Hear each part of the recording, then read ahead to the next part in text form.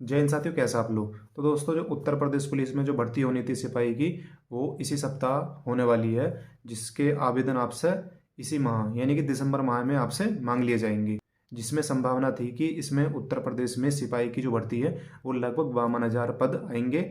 लेकिन अब इसमें 8,000 के आसपास पद इसमें बढ़ा दिए हैं, तो जो आपकी ये भर्ती है सिपाही वाली, वो लगभग 60,000 पदों तक पहुंच चुकी है।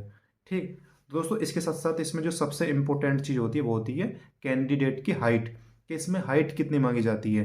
तो दोस्तों, इसमें हाइट इस प्रकार है कि यदि मेल, जो मेल है, ओबीसी, जनरल और एससी, यानी कि जो तीनों हैं, जनरल, ओबीसी और एससी, इन तीनों की जो मेल में हाइट मांगी गई है वो मांगी गई है 168 सेंटीमीटर। यदि आप एसटी वर्ग में आते हो, मेल में, तो जो एसटी वर्ग है ना, तो उन्हें 8 सेंटीमीटर की छूट दी गई है। यानी ओबीसी, जनरल और एससी की तो मांगी गई है 168 सेंटीमीटर।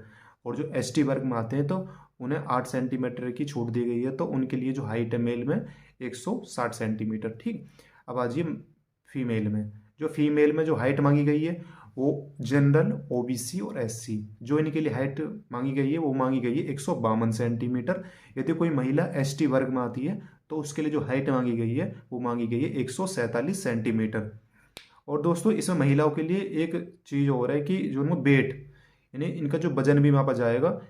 यदि किसी महिला का वजन 40 किलोग्राम से कम बैठता है तो उसे बाहर कर दिया जाएगा, क्योंकि इसमें 40 किलोग्राम जो वेट है वो होना अनिवार्य है। चाहे वो जनरल से हो, ओबीसी से हो, एससी से हो या एसटी से हो, सबके लिए ये प्रावधान है कि 40 किलोग्राम महिला में वेट होना चाहिए। यदि उसमें इतना वेट नहीं है तो हो सकता है उसे बाहर कर दिया जाए।